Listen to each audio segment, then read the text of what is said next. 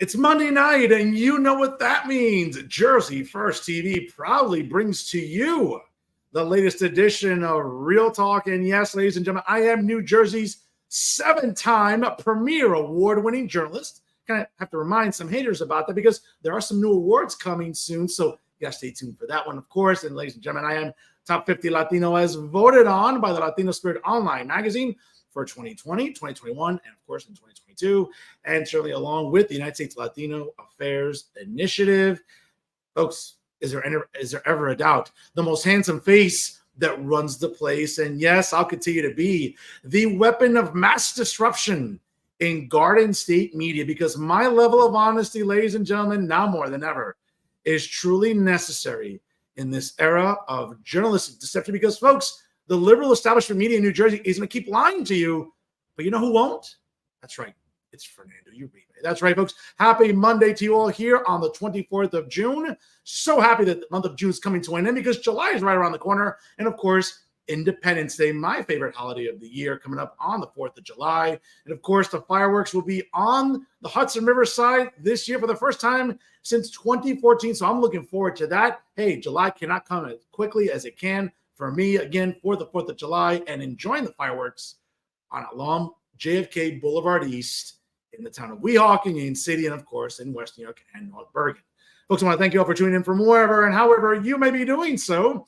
Right now on Facebook Live via StreamYard, of course, also on the Jersey First YouTube page, and of course on all of our platforms. Speaking of our platforms, that's right, ladies and gentlemen, of course, I want to thank you all for always checking us out, liking us on Facebook, of course, following us on Instagram and Twitter, as well as my own handles there. And of course, for everybody that checks out Jersey First on YouTube, and if you're not doing so already, click the subscribe button, and you'll be automatically notified of all the incredible content brought to you by Jersey First TV. And of course, whether you get your podcasts on Spotify or SoundCloud, download it and take Jersey First TV with you all summer long, whether you're going down the shore, maybe Tiki Monday, right, in Point Pleasant. Maybe you're going down to LBI, Atlantic City. Maybe you're going out to PA.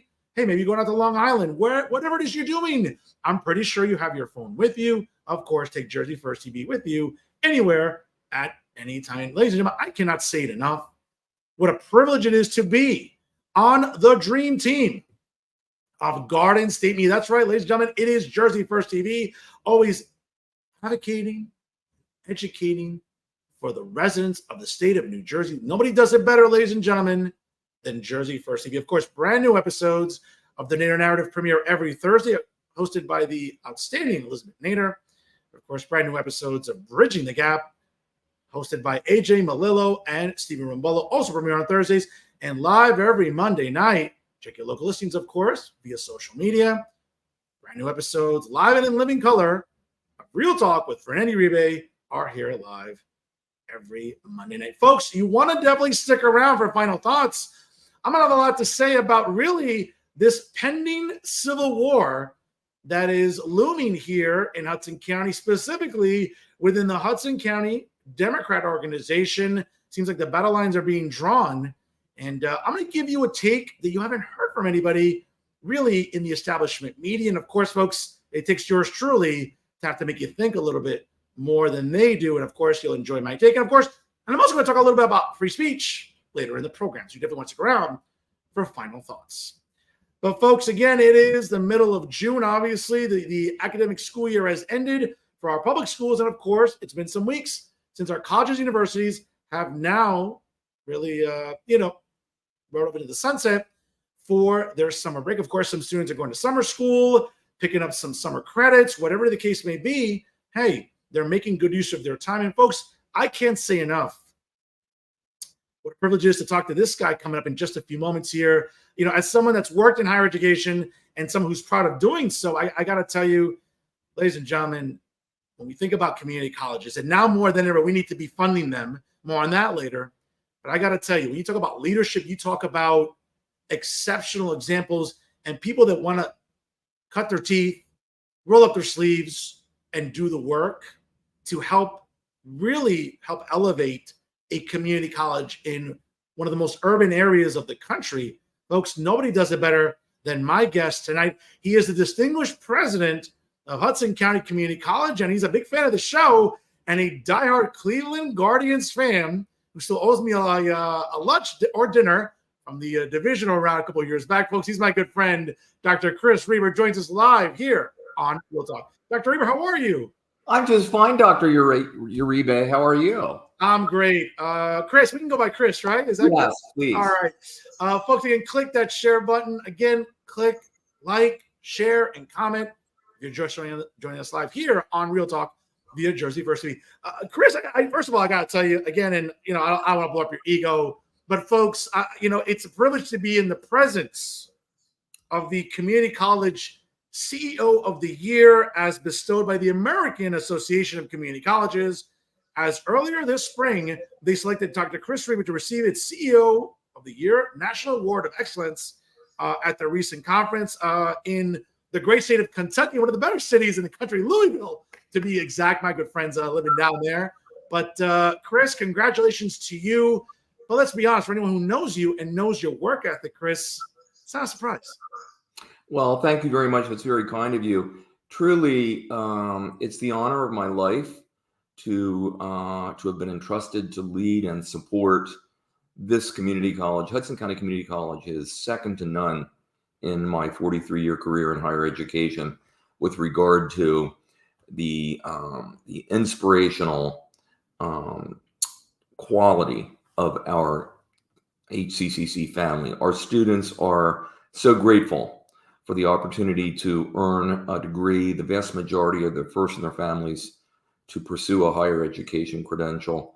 They are navigating incredible challenges, life challenges, and yet are pursuing an education that is life-changing and transformational for them and their families. And so to be a part of this really inspirational, wonderfully diverse community of people has been the honor of my life.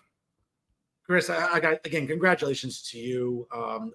Very well deserved. And you mentioned challenges. I know when I spoke with you last, we were just coming out of COVID, and certainly you, like other college administrators, whether it be the biggest universities in the land down to the smallest community colleges, faced adversity, a lot of roadblocks, a lot of potholes, as they say. I mean, it's Hudson County, so I mean, potholes are inevitable. But really, as an administrator, we saw what happened during COVID. We still haven't, again, obviously, there's much debate about the impact of learning loss for our kids at the public school level. But I think to some extent, I think there's always maybe a topic that doesn't get discussed enough, maybe the learning loss that some students also suffered, I think, in higher ed. Yeah, what an incredible time for all of us. We hope we never experience anything like it again.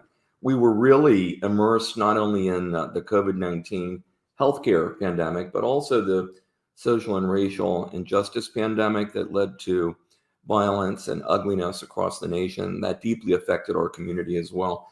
The way we got through it, Fernando, honestly, is people just stepped up. I really wondered when this was all happening and we had to pivot to everything remote with no advance notice. I wondered, could I help? How am I going to lead our college through this? And then what quickly began to happen is people just stepped up. Faculty, staff, students, people rose to the occasion, worked together. We navigated all the challenges, including personal challenges, together. And so what was really ironic is that in that time when we were all physically separated and in our individual residences and homes, our college community was arguably never closer, never more close-knit, never more involved and engaged than we were through virtual technology. And it has had some silver linings. We would never want to go through it again. Sure. But we were able to learn a lot about how to provide educational opportunity using technology. And that means we are now able to serve more students than we had traditionally who can't, for whatever reasons, be in a seat at a specific time 3 days, 4 days a week. I mean, Chris, I remember having to teach remotely as well. I mean, those Zoom meetings were interesting. Students, I think, took a lot of liberties with like being in their pajamas having Yeah. cereal during class. I'm like, wait a second, guys, give me a little courtesy. I mean, can you have breakfast before you log in? I mean, I don't need to be hearing crunches or, milk being poured. I mean, it was kind of interesting. But the point is that the remote technology, I think, also allowed us, to your point, to reach a lot more people, and the accessibility of online classes, where, let's be fair, we're still living in a tough economy. People oftentimes have to work more than one job. There are a lot of single parents out there that want to get a degree. And sometimes, getting a degree during traditional school hours is impossible. So if you're working an 8 to 4, 9 to 5, 10 to 6 job, and at night, hey, maybe you can log in at 8 o'clock at night and there's an online evening class, you can do this, as opposed to someone has to just go through traffic, find parking in Journal Square, find parking at the North Hudson campus in Union City. Well, guess what? They can do it from the comfort of their own home. So that's one advantage. And I think that's probably, I mean, again, I'm not sure if you are at liberty to sort of share the numbers with this, but what did that do for enrollment? Did it help it spike, or did it stay sort of steadfast? In the fall of 2020? Well, I mean, I would say from that moment on, I think, I'm not sure if you have those numbers. Well, we took like everybody did, a deep decline, and especially new student enrollment in fall of 2020, down 40%. Oh, okay. But since then, we have been on a gradual but incremental upward trend of enrollment semester after semester.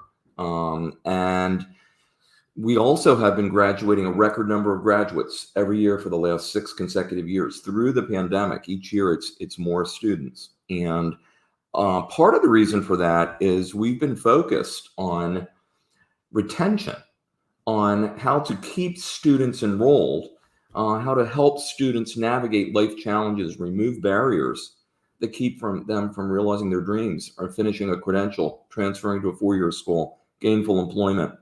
And the needle started moving 6 years into the work that started pre-pandemic and just continues to galvanize our whole college community. Chris, when we think about the student body, obviously it has increased, to your point about enrollment. Obviously, since then, we've seen really HCCC become one of the most diverse, if not the most diverse, community college in the state of New Jersey. For someone like yourself, obviously with so much experience within higher ed, what does it say really about the mission statement of Hudson County Community College? Because it's really, it has kind of sunk their feet into the sand. They have, rolled up their sleeves, and they've really been committed to the premise of diversity on this campus. And obviously not just in Journal Square, but certainly also in North Hudson, and even some of the satellite branches too, because I know that Hudson County Community College has ventured off into Bayonne High School, into Union City High School, all the way out into Kearney. I know this because I've taught at these satellite branches. But what does it say really about, I think, how attractive HCCC remains? Yeah, let me tell you a little about our students to answer that question. 80% of our students are the first in their families to attempt to pursue a higher education degree. We have more students than any other community college in New Jersey, any of the other 17, that live below the poverty line. Our students come from the lowest family incomes of the community college serving student bodies, the community colleges in New Jersey. 87% of our students are non-white. 56% are Latino. We're in a proud Hispanic serving institution. Over 1,000 of our students are enrolled in English as a second language, many of them learning English for the first time while pursuing a college education, something I would never have been able to succeed at, knowing myself as well as I do. And our students are disproportionately working full-time while attending college full-time because they have to financially. And 30% of our students are parents, and the majority of them are single parents, young single parents trying to raise children while navigating all of these life challenges. The Hope Center at Temple University, which is a national think tank for researching the needs of students in American higher education, twice has surveyed our students. And 2/3 to 3/4 of our students, Fernando, report that in the last year, they have suffered from housing insecurity, food insecurity, and or homelessness. 2/3 to 3/4. And I can go on and on. Most of our students, the first in their families to attend higher education, they start their college degree work enrolled in what used to be called developmental education, academic foundations, English, and math. English as a second language. These courses add time to completion of the degree, and time is the enemy of our students because life can get in the way. And when our students finish, as we just saw 1,532 students graduate at Red Bull Arena in Harrison in late May, a record number in the 50-year history of our college, they're disproportionately moving from public assistance to family sustaining wages to the skilled workforce we need for the future. And so being part of an institution that has offers that kind of transformational, life-changing impact is incredibly inspirational when you see it happening before your eyes. So in terms of the mission of our institution, we often say it's not lost on us that we are literally located in the shadow of the Statue of Liberty, because that is a metaphor for our mission. We don't choose our students. We welcome every student who comes through our doors. They choose us. And we work to provide them life-changing opportunity. And I can't think of a more noble mission and profession to work in. And our students inspire me to a person with their life stories. I mean, Chris, I see that. And I know that you take this home every day. I know how committed you are. We've talked off the air, obviously, when you've been on the show before. And I see how dedicated you are. Listen, a lot of people, a lot of insiders reach out to me and say, oh, as soon as they saw the promo today, they're like, oh, Chris is going to be on. Oh, my God, dude, that's awesome. I'm like, yeah, I love talking to Chris. Chris is like really like that blueprint. It's like the prototype that you want in terms of an administrator at a college of any capacity. And I just don't say it because we're friends. I say it because I've seen it from a distance. I've seen what you've done. And folks, if you're just joining us right now, it's 6:17 here on the East Coast. Folks, thanks real quick. Like, share, comment. Of course, my guest tonight here on Real Talk is a distinguished president of Hudson County Community College and I'll remind everybody, the American Association of Community Colleges CEO of the Year in their National Award of Excellence, folks. He's Dr. Chris Reber, our guest tonight here on Real Talk. Chris, something that kind of boils my blood, and we talked about a little bit off the air, and I'm going to mention it now as someone who's, a broadcast journalist, an educator, a philanthropist. I've taught in higher ed for some years. I've taught at Bergen. I've taught at Hudson. I take my experience as an educator seriously. And one of the things that's been really upsetting to me and why I haven't seen a lot of my colleagues in journalism in the state be as outraged as I am, but, it's budget season. This Sunday, I'm trying to teach a civics class here, but again, folks, if you're not aware, under New Jersey state law, a state budget has to be ratified and signed by the governor by 11:59 p.m. on June 30th. If it is not, at 12:01 a.m. July 1st, the state will shut down. Some vital services do not, but by and large, state agencies will be closed. And it's interesting to me where there's been a lot of discussion, though, Chris, in this budget where community colleges in all, I believe it's 19, there's 21 counties, but I think there's 19 community colleges. 19 community colleges are not going to be seeing that extra $20 million that has been in the budget for some time. And, listen, I like to make fun of the emperor as much as anybody, but it's interesting about budget season where Trenton really likes to pick and choose when they want to. I mean, let's be honest. I mean, they spend money like drunken sailors down there. But at a time when community colleges themselves need that funding, because then it sort of puts the onus on you and it kind of squeezes everybody to say, then we'll have to raise a fee, to raise tuition. We'll have to do this. Instead of that, fund our community colleges, Governor Murphy, State President Scutari, Assembly Speaker Coughlin. What is so difficult about funding our community colleges? I've seen editorials by administrators.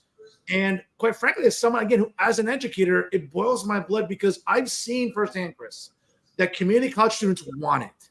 Okay. They understand that they're looking to go to a 4-year program to finish their degree. They want to enter the workforce. They want to develop the tangible skills that make them attractive candidates in the job market.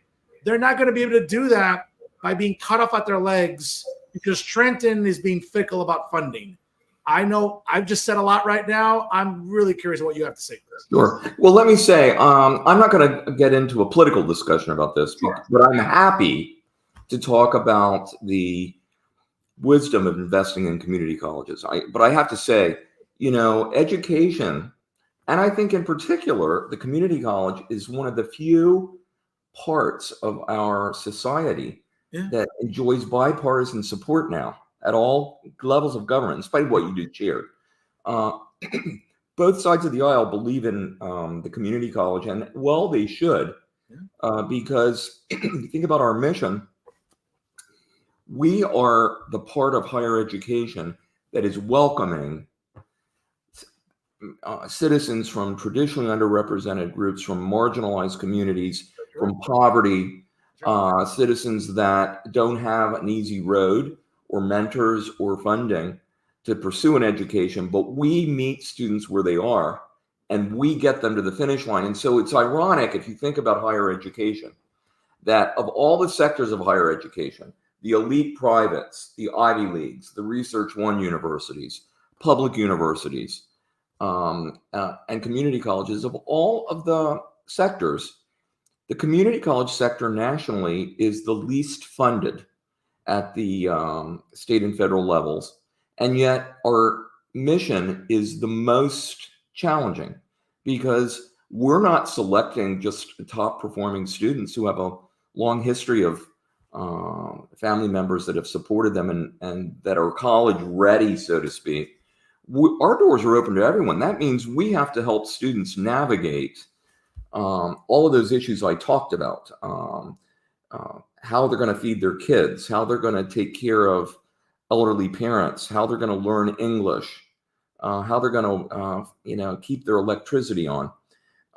And so it's ironic that we would be the lowest, receiving the least funding per FTE when arguably we have the greatest need for resources to support our really challenging broad mission.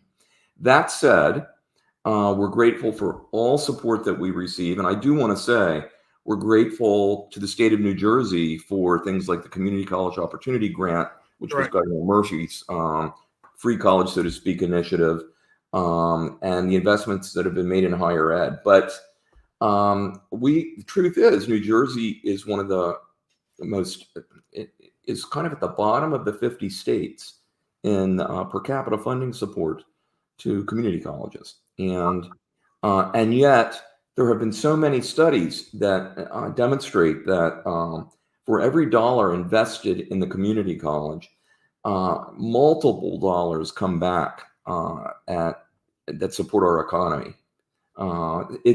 It creates net revenue long term, and yet we typically, are just understandably, I guess, focused on how does an agency get through this year's budget, rather than if we invest this year, 5 years from now, we're going to have more people earning family sustaining wages, paying taxes. The country's going to be better off. The economy's going to be better off. So I think there's no better place, arguably, to invest than in the community college. We need more support. One of the things that we've discovered at Hudson is, we want to be advocates for funding, but we now have data. We've been focused on measuring the impact we make and not just talking about what we think happens, but being able to demonstrate what actually happens. And we learned some really important lessons during the pandemic. So we have been really focused as a college community on student success, using data and best practice to get students to the finish line, to the achievement of their goals, and diversity, equity, and inclusion, meaning leveraging our rich diversity to reach increasingly higher levels of excellence in service of our mission, addressing equity gaps, helping every student complete their goals. And as we were struggling with, how do we move the needle and help students persist? It dawned on us, and this has been something the whole college community has been a part of. We welcome everybody's ideas. Someone said along the way, we already know what works. It's called the Educational Opportunity Fund, EOF. a That's fund right. in New Jersey that we have received year after year funding support for about 200 of our most at-risk for not completing students in the most at-risk for not completing student population in New Jersey, just because of life circumstances. And yet year after year, students in our EOF program are 3 to 5 times more likely to persist, fall to spring, fall to fall, complete. Why is that? The state of New Jersey has funded us to do 4 things.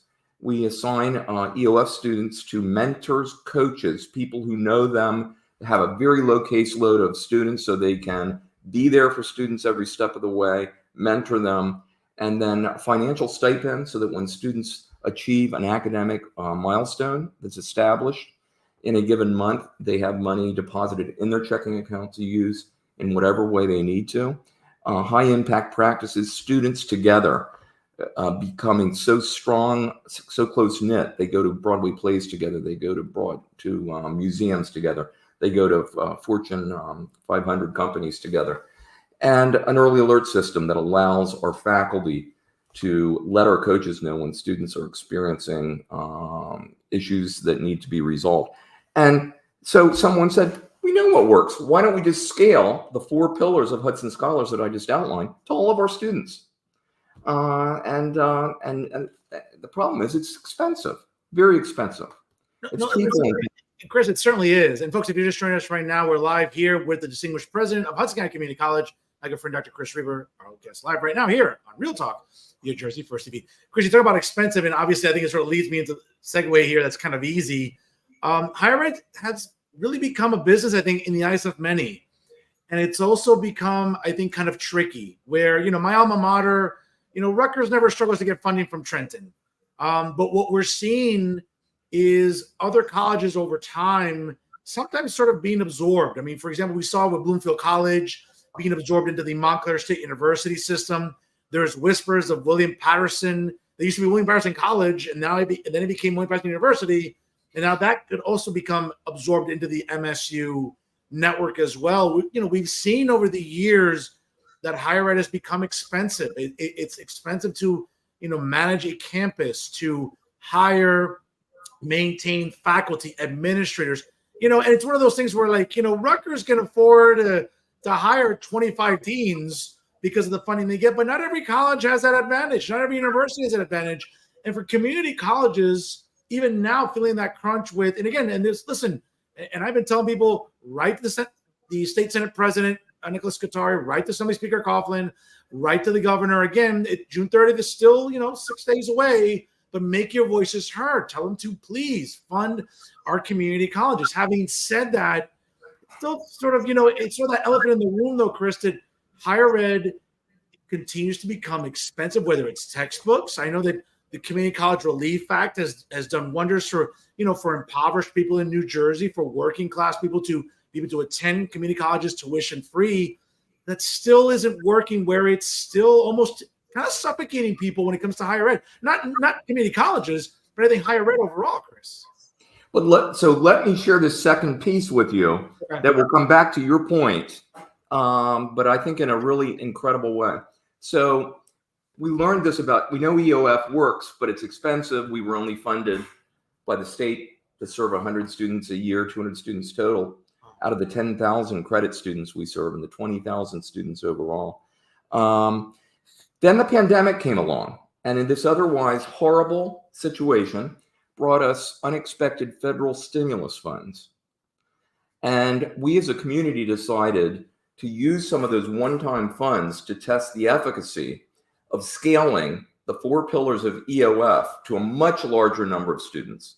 And we wanted to see whether we could achieve the same 3 to 5-fold increase in retention for a much larger number of students. So we, on almost no notice, we used stimulus funds to hire in fall of 21, 5 new full-time temporary master's prepared coaches, mentors, to coach many more students. We brought 800 new students into a program like EOF. We called it Hudson Scholars just to differentiate it. Okay. And a year later, those 800 students were were persisting at levels even above EOF. So we hired 5 more people, brought in 900 more students. And fast forward today, we have moved from 200 students in this model, that's a proven successful model, to 2,500 students. And we are now in the process of scaling the model to all of our students over the next 5 years. Because here's what we learned. It took an initial investment, and we were able to use stimulus dollars to bring more students into this model, get them basically mentors and coaches that knew them on a personal level, that are there for them. But their persistence, their enhanced persistence when compared to their historical counterparts not in the program, was so much higher that we actually received more revenue based upon the increased retention of these students who would not have been here otherwise than it cost to scale the model to them. In other words, it was generating net revenue for us to do the right thing, to invest in student success. And we are now seeing that the needle is moving significantly on the number of students that are staying enrolled, and that is actually paying us to continue to expand the model. What we've learned is the old model, the old way of looking at higher ed, well, we have to have the money before we can invest it to do what we know works. It can be flipped if we can find seed funding to invest in what we know works. We now have empirical evidence that more students will persist, complete. That means more of the federal Pell funds invested in students will have ROI that leads them to taxpayers. And you know, it pays to invest in student success. And so we want to apply this model now to funding agencies. When we ask the local government or the state government or the national government, won't you fund us? We deserve more. The mantra's always been, we need more operating funds, right? Well, we do, but that's not really very compelling. But what about the message? If you invest X number of dollars, we will scale best practices to students, and we can predict that in 3 to 5 years, this many more citizens will have a post-secondary credential and be on a pathway to a good job, which pays everyone. Absolutely. Yeah, and so we won. I won the CEO of the Year award. I'm honored. Honestly, when you're president, you get more than your share of credit when things are going well. I could argue when things aren't going well, you get more than your share of the credit. But we also won the Faculty of the Year award, Dr. Clyde Lee, and we won the award, the Student Success Award this year for the program I'm mentioning, Hudson Scholars. This is truly a top performing community college, and the reason we've been able to achieve these outcomes, all focused on the support of our students and our Hudson County citizens, is everyone has worked together. This college, unlike any I've ever been at, is civil and respectful, and people work together, and everyone is rowing in the same direction. Chris, you mentioned a great line there about so presidents get sometimes a lot of the glory, sometimes some of the scorn. Listen, we're both baseball fans, so I think you'll appreciate this analogy. You know, the manager sometimes gets a lot of the glory and gets a lot of vitriol when the ball club's not doing well. So it's kind of interesting, right? We're like, hey, pick your poison, folks, when it comes to the accolades and sort of like the scorn that comes with leadership, right? So for sure. Chris, one of the things I also want to applaud about your leadership, and it's an issue that, and it's a sensitive one, I think, because it involves higher education. And I can say this so hardly because I'm the only journalist in New Jersey media, never mind Hudson County media, in New Jersey media, that has really tackled what's been happening in our college campuses really since last fall. I've gone on the record saying that, you know, again, I started at Rutgers, my alma mater. I was pretty disgusted with it. I traveled across the river to Columbia. You know, I was broadcasting live there, being a little bit of an agitator, as they say.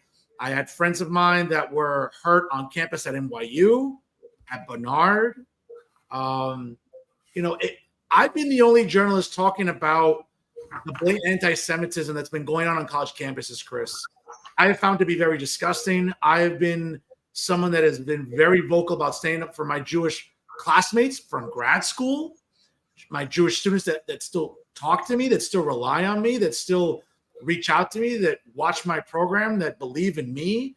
And, you know, listen, I got a lot of grief for months now when I've been really vocal about denouncing the anti-Semitism on our college campuses, because it seems like, Fernando, you froze on us there. I'm sorry, I've been really the only journalist that has been standing up for Jewish faculty members, for Jewish students. And it's not like I'm being, hyperbolic here. I mean, when I'm putting up imagery from 1938. Fernando, you've frozen on us, unfortunately. You there? You still there? You still with me there? Chris? Oh man. Okay, I hope I didn't lose Chris. Chris, if you can hear me, not sure if you have to log back in again. Maybe you got kicked out, Chris? Not sure. Folks, we're just experiencing some technical difficulties there. We apologize. Not sure why that's happening. Optimum, what's going on here? What are you doing to me here? First time Optimum internet's messing up on me here. Chris, if you can hear me, try to get back on there. Maybe. Okay. I think maybe Chris has to get back on. I'm not sure. Hopefully Chris will get back on. Hopefully. See if I can reach Chris real quick here. Folks, again, bear with me. Hot weather, Optimum internet. I mean, I used to rag on Verizon Fios, and now all of a sudden it seems like Optimum now is disappointing me. What's going on here? Let me see if I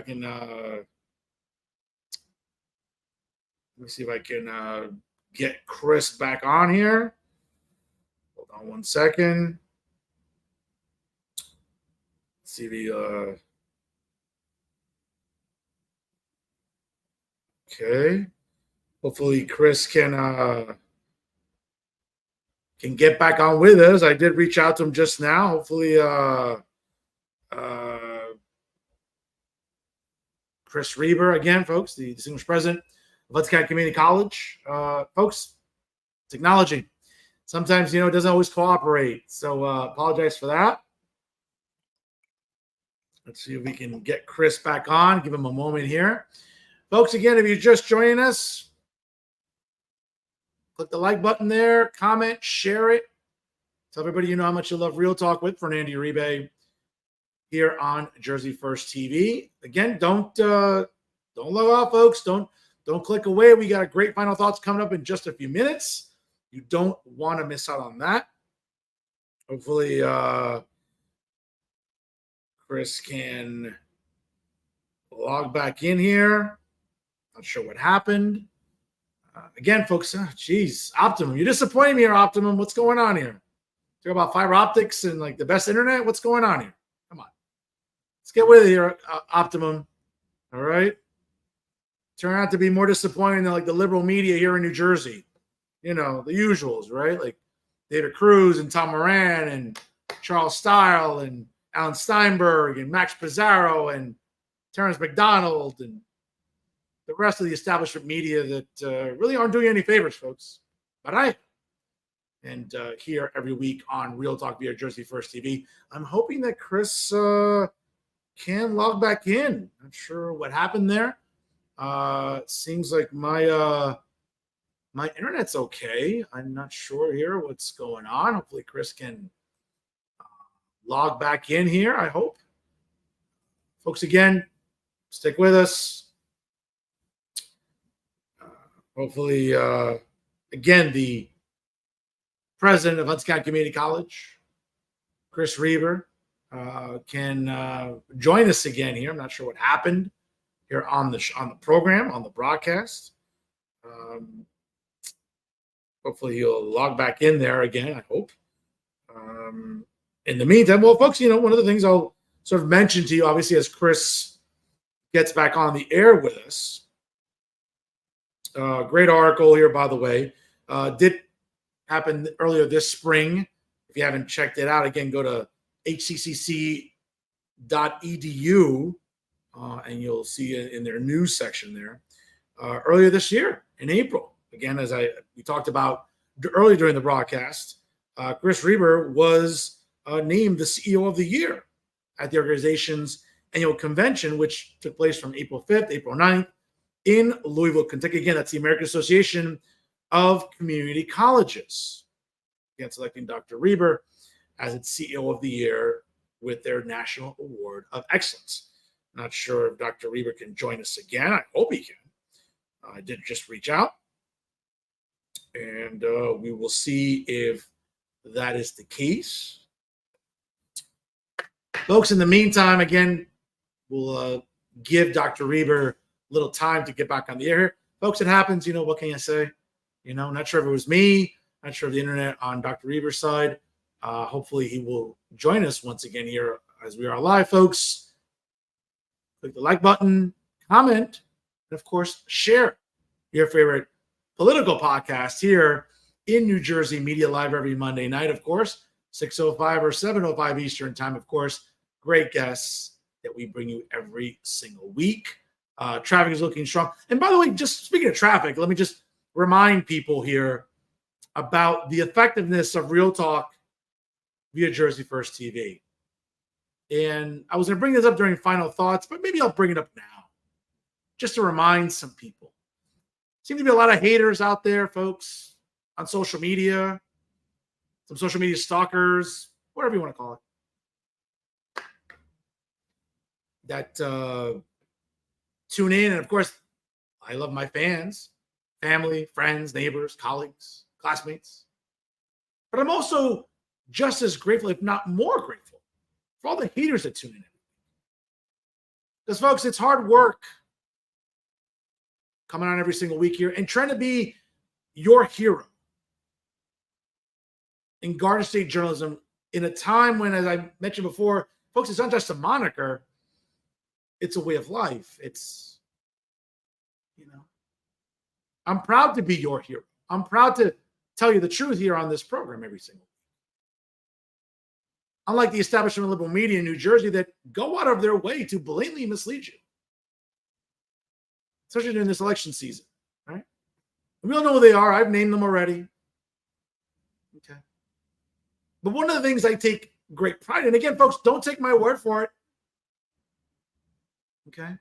You can check out Facebook.com/Fernando Uribe Media, all one word, /videos, plural. Again, Facebook.com/Fernando Uribe Media, /videos. Don't take my word for it, folks. Just look at the traffic. And there's nothing boosted. Again, I'm not vaccinated. So I don't believe in boosting anything, much less a COVID vaccine. Okay.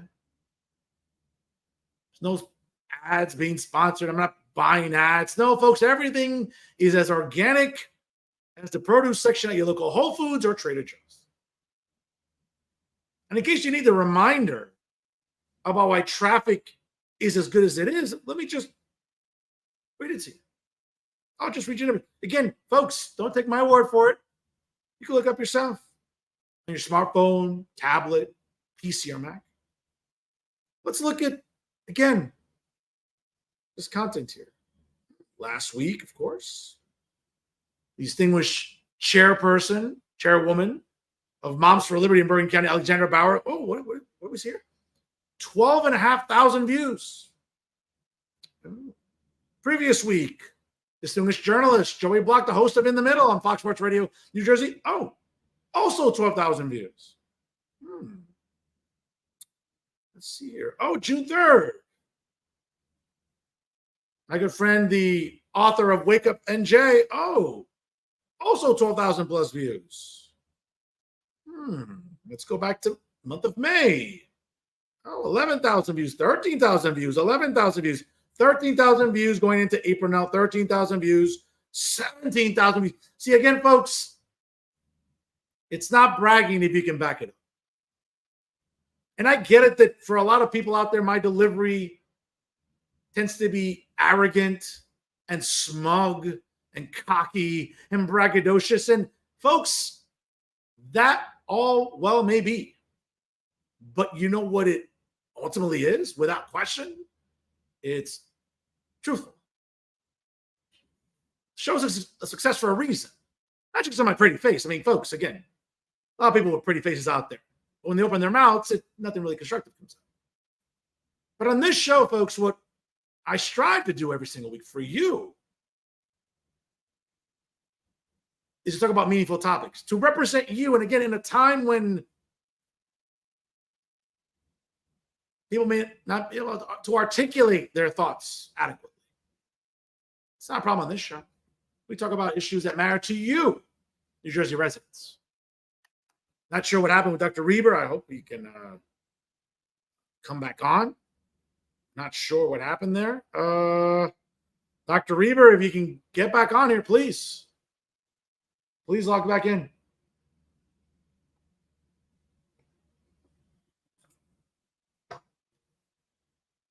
Doesn't seem like Dr. Reber will be joining us again. It's folks, it's 10-7 here, 6:47 on the East Coast here. If you just joined us, folks, live. Unfortunately, we did have a technical difficulty with Dr. Chris Reber, the distinguished president of Hudson County Community College, and also the recipient of the 2024 American Association of Community Colleges CEO of the Year. Again, Dr. Chris Reber, our guest here tonight. Great conversation, really, as we start a little after, maybe a couple minutes after past the hour here, 6 Eastern time, here on the East Coast. So again, if you're just joining us, my sincerest apologies. Don't know what happened. I'm going to try to find out what occurred this evening. That might be, hold on one second. Yes, yeah, Chris. Chris, you can log back in if you want. I mean, you can click on the link again.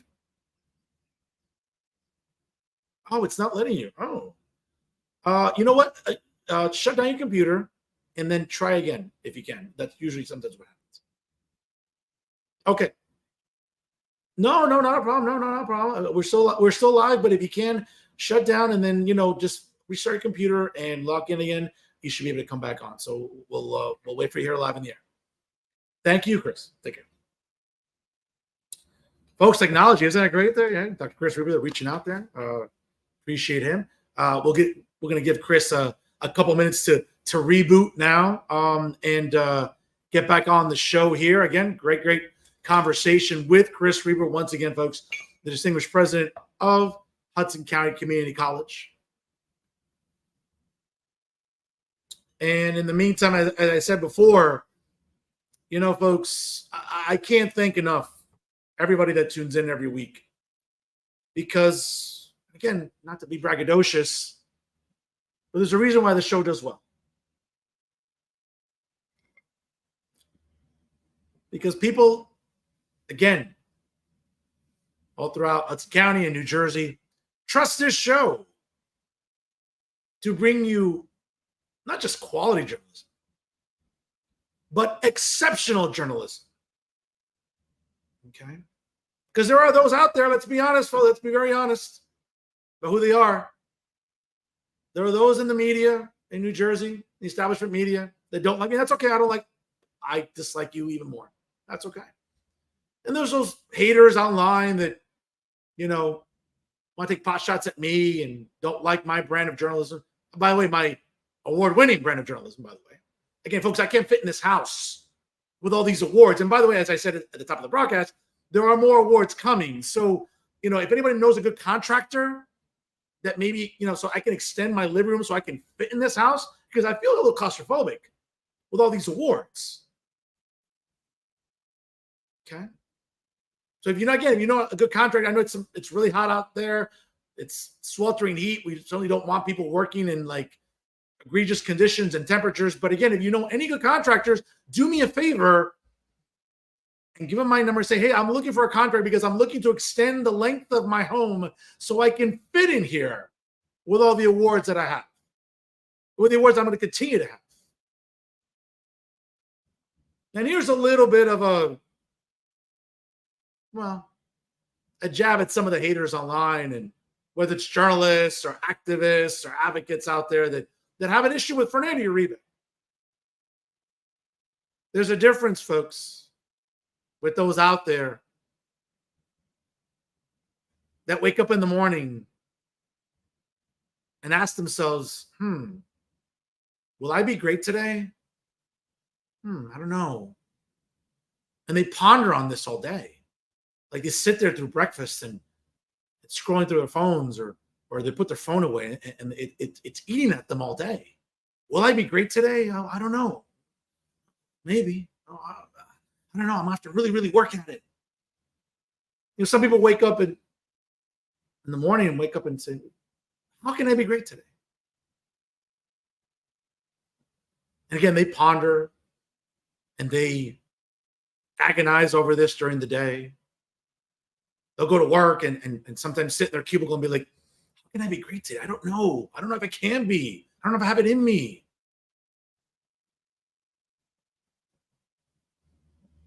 I don't know. Some people wake up in the morning and just think to themselves, can I be great today? And once again, they ponder and they agonize over this. And again, maybe they don't eat breakfast, they don't eat lunch. Maybe they go out and have a cigarette or one too many cigarettes, which again, if you are, do me a favor, kick the habit, please. Don't want you getting lung cancer. We all know how lethal nicotine is in cigarettes. But there's a lot of haters out there that just be like, can I be great today? Oh, I don't know. And they, I don't know. I know. Because over here, see the fundamental difference, folks. A lot of those people over there, yeah, they're thinking, will I be great? How can I be great? Can I be great? It's a dilemma. It's quite the dilemma. Folks, the difference is, Fernando Uribe, I just wake up and I'm great. And I go to sleep great. That's the difference. For a lot of those out there that are trying desperately to be great, folks, Fernando Uribe is just that. Great. We're not the same. Any event, folks, here, not sure if Dr. Reber will join us. Sometimes technology doesn't cooperate, folks. And I apologize. We will try to get Dr. Reber. Again, great conversation. If you just joined us live, folks, great conversation with Dr. Chris Reber, again, the president of Hudson County Community College. Also the recipient, as I mentioned, of the American Association of Community Colleges CEO of the Year Award recipient this year. And I'm sure, listen, to be very fair, everyone nominated, I'm sure, was very deserving. But I can tell you this. Someone who knows Chris Reber personally, has seen what Chris Reber has done at Hudson County Community College before the pandemic, during the pandemic, after the pandemic. Folks, that is leadership in higher education. That is leadership in a small urban community college, again, overlooking the skyline of Manhattan. And to Chris's point before, when you see the Statue of Liberty off on the horizon, the reminder about opportunity, the reminder about freedom and access to education, excellent education. Folks, you're getting that at Hudson County Community College, courtesy of Dr. Chris Reber. And again, shout out to every administrator at HCCC, at the Journal Square campus, also at the North Hudson campus in Union City. Because he'll be the first one to tell you it's a team effort. He'll be the first one to tell you that it takes everyone to work together. And that's what they're doing at Hudson County Community College. They have cultivated a way to attract students, to motivate students, to engage students, and most importantly, to nurture students. And that's not always easy. As someone who's worked in higher education, I know how hard it is at times to deal with community college students because they're different than any other student body around.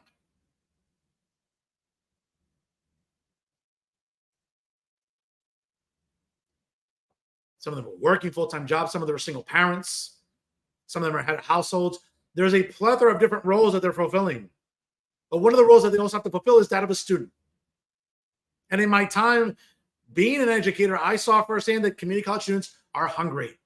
They want it. They want to get the best grades possible. They want to be able to get a good transcript, transfer to a 4-year school, finish their degrees, and do something meaningful with it. Well, guess what, folks? We talk about doing meaningful things. That's what they're doing at Hudson County Community College, courtesy of their president, Dr. Chris Reber, my guest tonight. It's a shame. I don't know what happened with Dr. Reber. Not sure. I know we're still live on the air here. I thought it was my internet, which it may very well maybe. I don't know. Optimum has been messing up lately. So just like I used to go after Verizon, Fios, so maybe I have to start going after Optimum, internet as well. I don't know. Get your act together, guys. Come on. There's no reason why we should have any interruptions here. Okay, I'm paying $8 a month here. Okay, that's not chump change. Get your act together here. Come on. But once again, folks, a thank you to Dr. Chris Reber, the distinguished president of Hudson County Community College, and once again, the 2024 recipient of the National Excellence Award for their CEO of the Year, again, courtesy of the American Association of Community Colleges. It's a privilege to know Dr. Chris Reber, and once again, congratulations, most deserving of the award this year. And I look forward to having him back on. We'll have him on later in the summer, folks. I don't know what happened. Maybe we'll do the show live, maybe in his office. Why not? Technology allows us to do that. So again, if Dr. Reber, if you're watching right now live and you can't log back in, it's okay. I appreciate it. I appreciate the time you gave me this evening. Well over 35 minutes. We tackled a lot in higher education. Once again, courtesy of my guest, Dr. Chris Reber, the president of Hudson County Community College. And folks, I can't say enough really about how important it is to have guests like this. Just a few weeks back, having Dr. Andres Acebo, the interim president of New Jersey University, which, by the way, it's my understanding that today the Board of Trustees are meeting to remove that title off of Andres and make him the permanent president of New Jersey University. So somewhere, you might want to check in and call, Chuckles the Clown, Ron Dellinger, and the rest of the clown brigade of the Jersey Journal, Mark Cusau, Joshua Rosario, everybody else who apparently have it in for Andres Acebo, the president at NJCU. So again, folks, you may want to check up on Ron Zellinger. He might be having a panic attack here with apparently what I'm learning today is the Board of Trustees effectively removing the title of interim president and bestowing it now the permanent president of New Jersey City University. So in advance, congratulations to my man right there, Andres Acebo. Andy, keep doing great things. Appreciate being a fan of this show. You're always welcome back. And of course, I know he will be back later on this fall. So I look forward to having on the president of New Jersey University, Andres Acebo, here on the program later this fall. And once again, folks, it's not just about talking politics on this program. It's about talking about higher education, issues that matter to everyday people. See, again, folks, unlike the fluff and nonsense you hear or read about with the mainstream media here in New Jersey, that's not the case here on this show. Folks, we're doing stimulating television and stimulating and intellectually engaging journalism. Again, we're not the same. Fernando Uribe and everybody else can't speak that. Oh, I think he's back. Okay, hold on one second. All right, yes. I am so sorry. No, that's okay, Chris. I appreciate it. Sometimes technology is like, I thought it was my internet. Not sure if it was yours. Who knows, Chris? But I appreciate coming back on, Chris.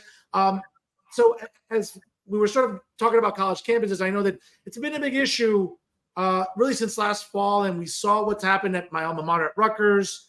We saw what happened across the river. Campuses all across the country, down in Virginia, George Washington University, everywhere. Chris, I'm really the only journalist in New Jersey that's been talking about anti-Semitism on our campuses and how rampant it is. And it seems like a lot of administrators, across the river, even at Rutgers, have been kind of quiet about it. That's not the case with you and Hudson County Community College. You've been sensitive, and you've also been listening to faculty, to students, to advocates and activists. What have the last few months been for you with such a polarizing, really political climate? Yeah, thank you. This is such an important subject and one that has kept me up at night throughout the year. Honestly, I think we are, in our discussion about this, we're missing a central point.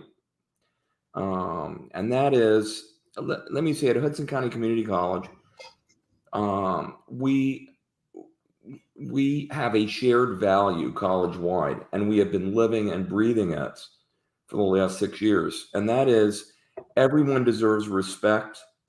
Every member of our community is encouraged to participate to the fullest extent possible. We support everyone, students, faculty, staff, friends, regardless of where they're from, regardless of the backgrounds they bring. And we have such a diverse student body. We have a lot of Jewish students. We have a lot of Palestinian students. We have students from many different countries. A third of our students were born outside of the United States. And our college community has always been about respecting that rich mosaic of backgrounds and differences. And we've held open forums, town hall meetings. That's commonplace. That's in the fabric of our culture at the college. So when this awful, tragic war broke out in the Middle East, it affected members of our community college across the political spectrum. And we have always been focused on basically saying we condemn violence directed against innocent victims. We condemn anti-Semitism. We condemn Islamophobia. We respect all people, and we are committed to a college environment that is safe and respectful for everyone. And, I think this has been such a tragic situation that I think we miss the point in higher education when we are focusing on dynamics, like which side is right, Israel or the Gaza and the Palestinian population. The reality is we have millions of people, men, women, and children, that are victims across this terrible tragedy. And they aren't responsible for what the Israeli government does or what Hamas has done. They're just innocent victims losing their. Folks, not sure what's going on. We kind of lost Chris again. Not sure what's going on. Let's see if I can. Let me try to reach Chris. Hold on. Hey, Chris, I don't know what happened there. Is it on your end? Yeah, actually, I'll put you on speaker so we can finish up. Definitely this thing. Hold on one second.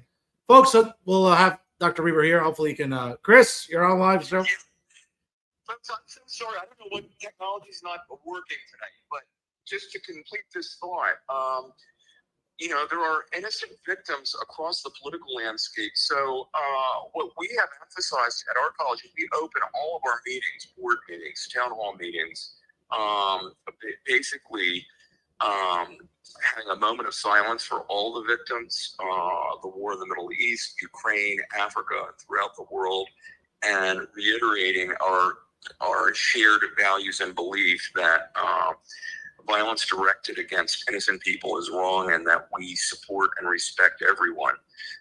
So look, we have students who have families and loved ones that are victims on both sides of this tragedy. And what brings us together is the fact that we lament those victims, and that doesn't mean that that we are either pro-Israel or anti-Israel. We care about the innocent victims in this horrible tragedy, and I think that's, on one level you can understand why our students would feel so motivated to demonstrate and to express their deep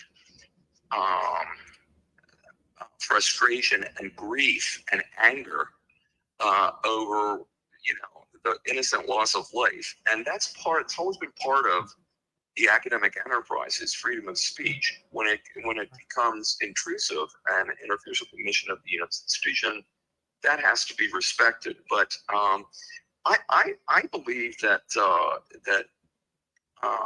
we need to be sensitive to all the victims in this situation, and Chris, support our Jewish community and our Palestinian community, and that has helped us, I think, as a community weather this challenge. And we try not to let it turn us into one side versus the other, or into anger directed at each other, but we have commiserated around the larger human tragedy. Chris, let me ask you this, though. I mean, obviously, we've seen it. It's become destructive on a lot of campuses across the country, even in New Jersey, even across the river. Was there any such damage to property, whether it be at the Journal Square campus or North Hudson campus? Has it gotten rambunctious? Has it gotten disorderly? Has it gotten to the point where students have had to be removed from campus? What can you share with us tonight? None of that has happened. There has been deep angst, and there's been some concern about, the need to hold events that are going to be sort of pro-Palestinian or pro-Israeli. And we've been able to, I think, focus on our shared belief, as I mentioned earlier, rather than having the deep anger and grief manifest itself into damage to property or violence.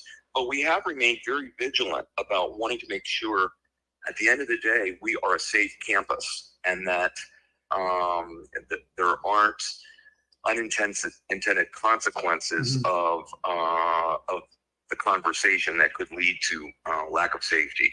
We had a demonstration at one point, but overall, our community's been very respectful and has stayed together through all of this. Chris, again, I really applaud your leadership. I said it before as you were logging back in, and again, a guy that has led by example. And you mentioned before, you're very gracious because it's not just you being the CEO of the year, but it takes a team effort. And certainly a shout out to all your administrators, the faculty, the staff that really helped make Hudson County Community College, that beacon here overlooking the Hudson River, as you mentioned before, looking at Lady Liberty, what it represents. Again, I cannot really say how happy I am for you. Once again, congratulations being bestowed the CEO of the Year by the American Association of Community Colleges. You're always a great guest. Don't know what happened today. Maybe at my end, who knows? The internet's Wi-Fi is a tricky thing. But Chris, I appreciate your time. I'll give you the last word here tonight on the show. Okay, thank you, Fernando, because I wanted to make sure I said how much we appreciate the support of the County of Hudson. We are a community college, and we take community in our title very seriously. And this county has historically supported our college and has played a major role in our being where we are today.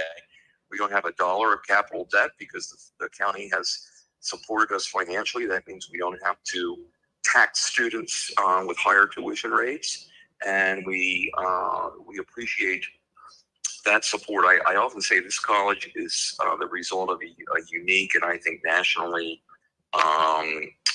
distinctive relationship of county and community and college. Chris, and thank you, Fernando, so much for having me on. Sorry about the technical problems. No, listen, Chris, not a problem. We'll have you on later on in the summer. I want to get a sense of what's going on coming up in the fall semester 2024. Sure, a lot of interesting things, a lot of exciting things going on at HCCC. Folks, if you're interested in enrolling, please visit hccc.edu. You'll see the enrollment tab right there on the right-hand side. Folks, for quality education, quality faculty, and everything that is just makes it exceptional, folks, you can always believe in Hudson County Community College, starting with our president, my guest tonight, Dr. Chris Reber, here live on Real Talk. Chris, God bless you. And by the way, just looking at the standings here, your Guardians are 7.5 games in first. In the Central, my Yankees are only a game and a half Yankees are at their usual collapses, we might see another October rematch. And I know you owe me a lunch dinner, but we'll talk about that later during the dog days of summer in the MLB season. But the Guardians are looking good, brother. Thank you. It's exciting. Let's have that dinner. All right. Once again, folks, he is Dr. Chris Reber, the distinguished president of Hudson County Community College, our guest tonight here on Real Talk. Chris, God bless you, brother. We'll talk to you soon. Thank you, Fernando. Have a good night. Bye-bye. Folks, great stuff there with Dr. Chris Reber. Again, technology, it's one of those things where it's live television. It happens.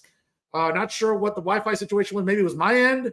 Optimum, I don't know, Optimum. I have something to say with you, customer service soon. Not sure, but again, folks, great of Chris to be able to log back in and obviously finish the segment today via speakerphone. Again, folks, technology, it's a wonderful thing. It's what makes broadcasting possible in all the different mediums. So, again, we appreciate you tuning in, folks. It's a little after 7 o'clock here on the East Coast. Don't go anywhere. We can see we still have a great live audience here. Keep the comments coming. I'm seeing them right now. And don't forget, like, comment, and share. It takes 2 seconds to show your support for Real Talk via Jersey First TV. Folks, you know what time it is. It's time for final thoughts. And yes, ladies and gentlemen, obviously, unless you've been living under a rock or have been hungover since the weekend, I think if you've been watching the news feed, I think we all know it's fair to say, folks, a civil war is coming here within the Hudson County Democrat organization. Now, let me start off by saying a couple of things here, and it's been dissected extensively over the weekend. Shout out to my good buddy, fellow member of Lakers Nation. I know we're all disappointed today seeing J.J. Redick introduced as the head coach, of course, and also a fellow member of Cowboys Nation, my good friend Bruce Alston, the chronicler in chief. Obviously, if you read the Hudson County Chronicles on Facebook, and also on Instagram and Twitter, and also via HUD Post, Bruce has had a very extensive dissection of what's going on here in Hudson County within the Democrat Party. But let me start off by saying this, and people know it already, and I don't have a problem saying it out loud. I'm very proud to be on the Brian Stack team.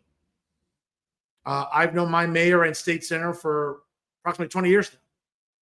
And Brian Stack has been that leader in New Jersey politics.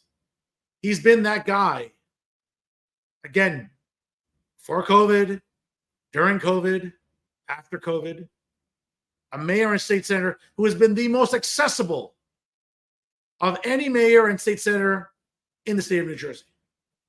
So when people say, oh, Fernando's a Brian boy, yeah, you're damn right I am a Brian boy. I'm proud to be one. Because when it comes to doing the work, talking the talk and walking the walk, it's been Brian Stack. Okay? And certainly his amazing commissioners Fernandez, Valdivia, Gruan, and Martinetti,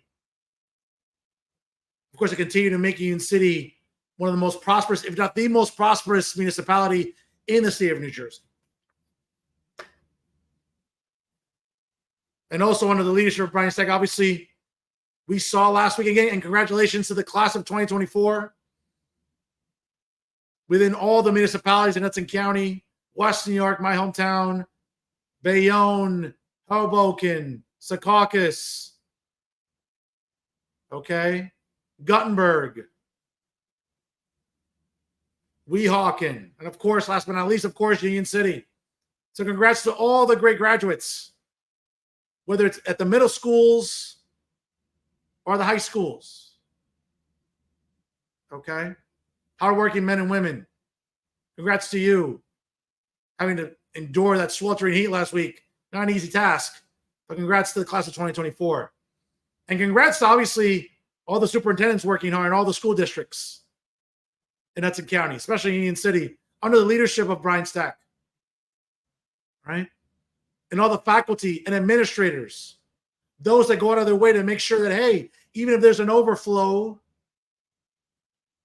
of attendees in the building, making sure that parents, loved ones, guardians, neighbors, family, friends have a place to sit during graduations. We saw that last week with the hard work and dedication by faculty members and administrators at Union City High School. Yeah, I'm a little biased. Why? Because I want to put over my good buddy, the dean, Dante Lupo, working hard, accommodating hundreds, if not over 1,000 people at the graduation last week, because that's a level of dedication he has. That's a level of dedication we see in this school district. That's a level of dedication we see in Union City. Again, it starts with Brian Stack. And have we not learned that working with Brian Stack is better for everybody? Haven't we learned that already? After redistricting, what did we learn? North Bergen Mayor and at the time, State Senator Nick Sacco knew better than to challenge Brian Stack in a primary under the new 33rd Legislative District. Because, folks, here's a spoiler alert. You should know better than to want to take on Brian Stack. Nick Sacco wanted to avoid the public humiliation of being smoked in an election, in a primary, and he bowed out gracefully and acquiesced and conceded the state Senate seat to Brian Stack, who no doubt will be the state Senate president in the near future. Because Brian works, and Brian wants to make sure that everyone in the circle works as well, because that's what matters, is working for people. That's what Brian does. So the idea that there are those out there that feel the need to challenge him, and I don't mean like Mickey Mouse journalists out there. I don't need to mention their names, or activists, or former assistant chiefs of police. No, we're not talking about this. Okay? We're not talking about those ham and eggers. Okay? But it would seem that the pending civil war in Hudson County could be avoidable. But it seems like egos are going to get in the way. And folks, I hate to break it to people out there,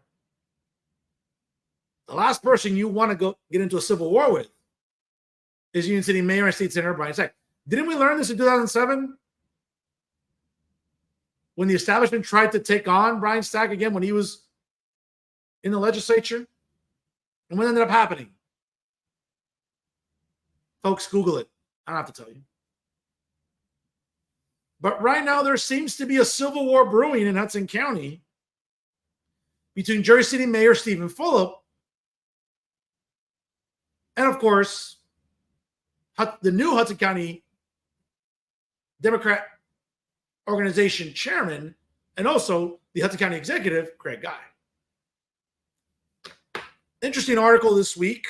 Obviously, as you can see there, I'm not going to read it to you. And interesting because, a clock is right twice a day, too. So nice of, Ron Zetlinger and the staff of the Jersey Journal to actually report on news and not be biased about it, right? That's, again, a clock is right twice a day, too. So, cheers, Ronnie. Hey, at some point you're going to do your job. Why not now? And certainly giving all the angles about this pending civil war. But let me share with you a better article. Okay? By the editor of the Hudson County View, fellow Rutgers alumnus, and of course, a member of the Pinnacle, the Walking Weapon, John R. Hines. Where 4 of 6 Hudson Assembly members will run with Fulop in 2025, regardless of the HCDO. Okay. Now, John goes on to write, at least 4 of the 6 members of the Hudson County Assembly membership will run on Jersey City Mayor Stephen Fulop's gubernatorial ticket next year, regardless of who the Hudson County Democratic Organization decides to endorse. Those committed to running with Stephen Fulop are Assemblywomen Barbara McCann-Stamato, Assemblywoman out of the 31st Legislative District. By the way, Assemblywoman, thank you for the invite last week to Surf City. Appreciate the picture with the Pinnacle, obviously. I was like, some people were like, hey, wait a minute. Is Assemblywoman Stamato joining the Pinnacle? I don't know. Who knows? Stay tuned. Okay. Of course, joining the mayor will also be Assemblywoman Jessica Ramirez out of the 32nd Legislative District, along with the sitting duck, really the lame duck, Assemblyman John Allen out of the 32nd District, and Julio Maranco out of the 33rd Legislative District. Now, Assemblyman Will Sampson out of the 31st Legislative District, obviously the running mate with Barbara Stamato McCann, a close ally of Bayonne Mayor Jimmy Davis, who ran with Stamato, and Assemblyman Gabe Rodriguez, who ran on State Senator and Union City Mayor Brian Stack's ticket with Marenco last year, are not joining them for now. So this is sort of, again, folks, creating this potential civil war. Maybe not to the extent of like Captain America Civil War for all you MCU fans. Obviously, we all know what a great comic book that was, and obviously what a great movie that was. One of the better ones in the entire Marvel Cinematic Universe. But folks, here's the reality about why this civil war is interesting. I think here's an angle that hasn't been explored. Okay? And this is what's, I think, kind of interesting about the potential civil war we're seeing brewing in the ACTO. It's my understanding, again, I'm going by sources talking to me, that last week during the reorg meeting, when the former chair, Anthony Veneri, chose not to run again, thank the Lord, right? And he subsequently conceded the chairmanship to Hudson County Executive Greg Guy. And certainly at the ceremony, obviously, the new chairman outlined his vision about what he's looking to do with the Democrat Party in Hudson County. Okay? But someone who was listening ominously to that speech, felt a little slighted, was Jersey City Mayor Stephen Fulop.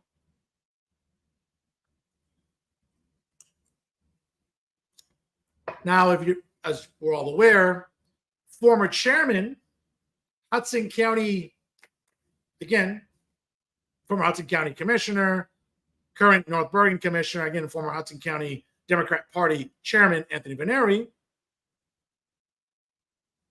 would say openly, and I remember it last summer, there was a barbecue at the Liberty House, downtown Jersey City, right by Liberty State Park, where then Chairman Veneri openly endorsed Stephen Fulop for governor. If I'm not mistaken, that was in 2022, and I think also in 2023. Now, with the new chairman, Craig Guy has chosen to withdraw that endorsement after he speaks with the 14 mayors, coincidentally, in Hudson County.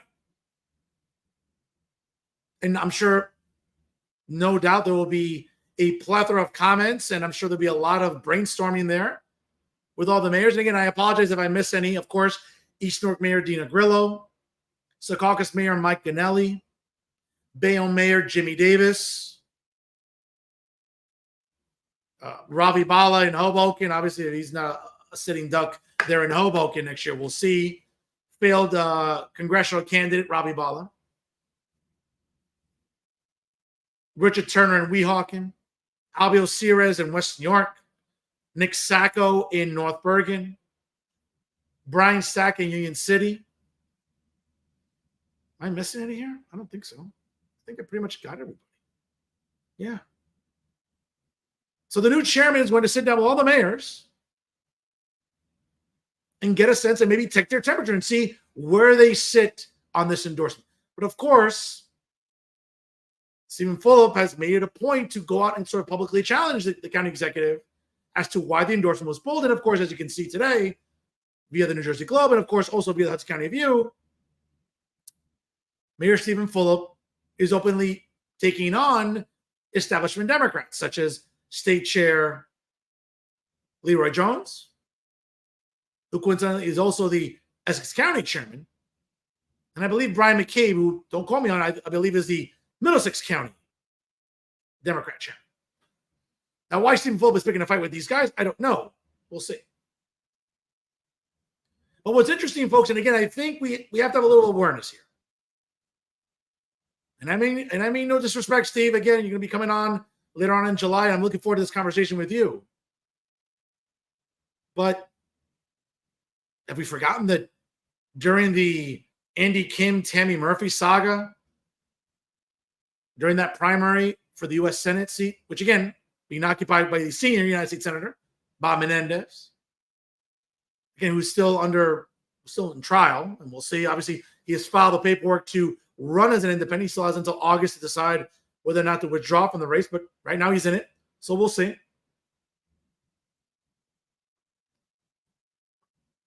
Mayor Phillip, with all due respect, I mean, you withdrew your endorsement of Tammy Murphy and went on to endorse Andy Kim. Did you think that was not going to bring some scorn? Which it did. Again, I can't connect the two things. But some people might say that the Pompidou project in Jersey City, now in danger of not being funded by Trenton, is that in direct correlation of you withdrawing your endorsement of Tammy Murphy? And perhaps raising the ire of Governor Phil Murphy? I don't know. I'm not saying that the two are connected. Let me be clear. I'm not even insinuating that. But there's been whispers about it, right? Okay. Steve, with all due respect, you made it very clear that it's within your providence to withdraw an endorsement if you feel it's necessary. Well, again, I don't want to speak for Craig Guy. Isn't Craig doing the same thing? Isn't Craig Guy simply pulling back the endorsement after further evaluation? Now, again, your further evaluation was pretty quick because after you withdrew your endorsement of Tammy Murphy, you could have chosen to sit it out and not endorse anybody, but you immediately chose to jump on the Andy Kim bandwagon, which is fine. You're entitled to do that. No one's criticizing you. No one's bashing you for that. But again, you chose to jump on the Andy Kim bandwagon really quickly. Now, whether or not that's reciprocated and Andy Kim is going to endorse you for governor, we don't know yet. Okay? Because Andy Kim still has an election to win. And again, he's going up against a very formidable opponent, Republican Curtis Bashaw, and the incumbent, the man running as an independent this year, the senior United States Senator, Bob Menendez. So I'm sure Andy Kim has to worry about that campaign before he even thinks about whether or not to endorse you as you endorsed him. But again, Steve, this is the issue here. I think this is something that people aren't saying openly. And this is probably one of the more mild-mannered final thoughts you'll ever hear, folks. Because I'm not bashing anybody, but I want to get you people to think tonight. Okay? Steve, with all due respect, you withdrew your endorsement of Tammy. Fine, that's your right. But why are we getting on Craig Guy's case about withdrawing an endorsement? Because believe it or not, he's not just only the county executive, he's now also the county chairman for the Democrat Party. I would think it would behoove Craig Guy to want to get input from the mayors as to whether or not to formally endorse you under the new leadership of a new county chairman for the Democrat Party. I don't get why that's such a big deal.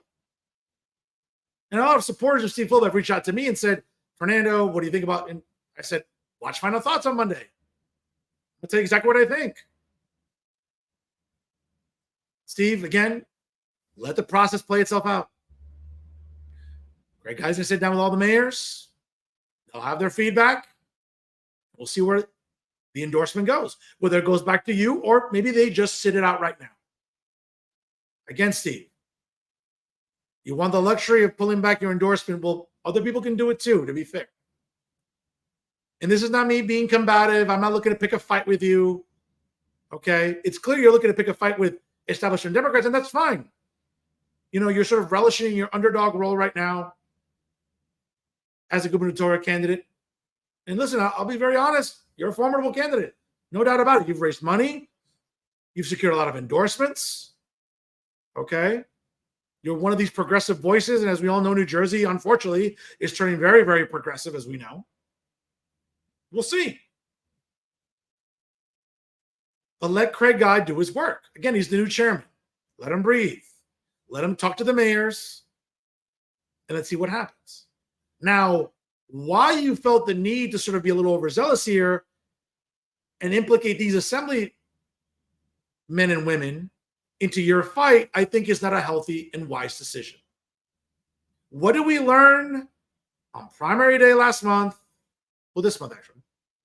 And what have we learned about getting out the vote? And what have we learned about mobilizing during election season? Nobody does it better than Brian Steck. The best GOTV apparatus in the state. Folks, don't take my word for it. My good friend and a fan of this show, David Wildstein, the editor of the New Jersey Globe, will tell you the same thing.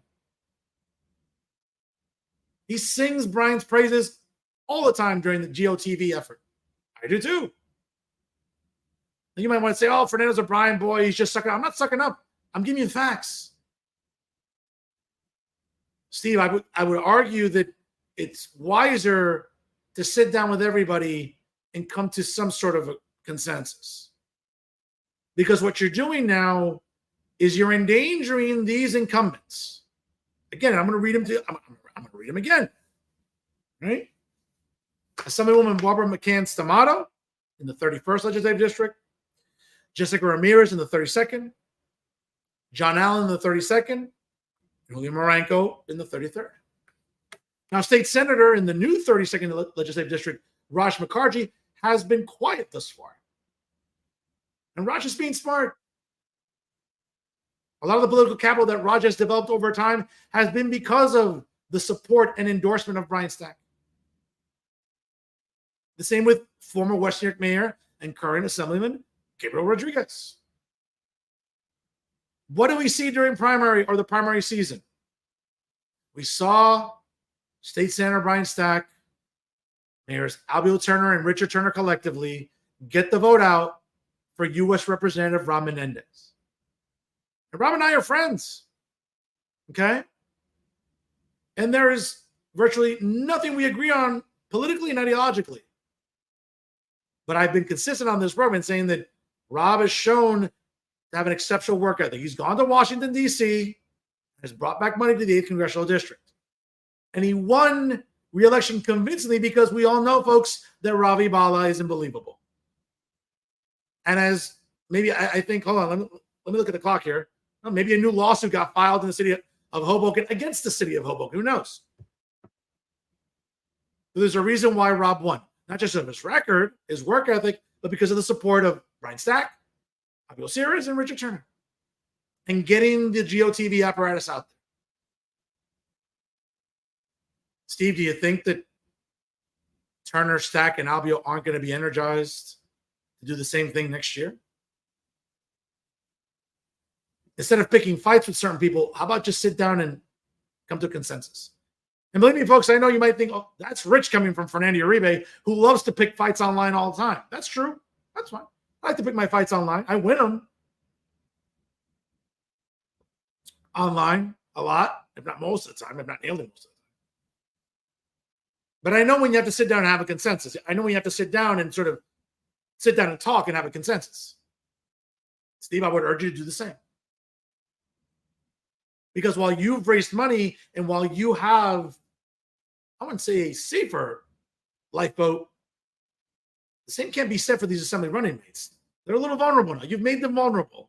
I forced them to choose sides. There's no need to choose sides. Again, let Craig Guy do his work as the new chairman. And if for whatever reason, if the mayors can't come to a consensus and they decide not to endorse you, oh, well, okay, it happens. Focus on your campaign. You can have some tough opposition. You can have U.S. Representative Josh Gottheimer, who will announce probably shortly after he wins re-election this November, who I would argue is the favorite for the Democrat Party for a lot of different reasons, which I've talked about on this program and with other people. Okay? Mikey Sherrill, the U.S. Representative in the 11th Congressional District. And we'll see. Ross Baraka, the mayor of Newark. See, focus on that. You want to roll out policy prescriptions? That's great. Do that, but without picking a fight with some of the more really powerful Democrats in the establishment. I'm not sure it's a fight you can win, Steve. You're better off coming to the table and maybe meet in the middle and having a consensus. You're putting these incumbents in jeopardy. And in a year where Joe Biden is vulnerable, and rightfully so, a bad economy, an open border, inflation, I would think the Democrats in Hudson County would be more resolved to trying to convince people to give Joe Biden another 4 years, which he doesn't deserve. But you would think that should be the focus on the Democrat Party in Hudson County in 2024. not picking fights and trying to fend off this potential civil war that's brewing by the minute. Again, Steve, you don't have to take my advice. Who am I? I'm nobody other than New Jersey's premier award-winning journalist. So when I give some advice, please take it under consideration. Because I can tell you right now, people who pick fights with Brian Stack electorally, yeah, they don't win those. And I'm just sort of giving you the heads up that that's not a prediction. That's a spoiler. We've been seeing it. So I get it. It's election season. You want to maybe pick fights with people. That's fine. There's a time when you want to pick fights and swallow your pride and maybe come to the table. That's one of those moments, folks. Come to the table with County Chairman Craig Guy. Come to the table with State Senator Brian Stack, Mayors Turner and Ceres, and come to an agreement. I get it. Anthony Veneri was overzealous and gave an endorsement. Well, we're going to find out if that endorsement still rings true in the coming weeks. But in the meantime, I think the last thing the Democrat Party needs in Hudson County is another civil war. We saw that in 2018. And Steve, did you benefit from that? No. Chances are you're not going to benefit from this one either. So take a step back, breathe, talk to Craig Guy, talk to Brian Stack, talk to Abel Ceres, talk to Richard Turner, talk to the establishment and see what agreement you can come to. Because if you don't, you do so at your own peril. And yes, November 2025 is still more than 18 months away. The last thing you need is to get piled on by establishment Democrats, when a lot of establishment Democrats aren't supporting you altogether. Again, just a little piece of advice on this hot summer day. And those are my final thoughts.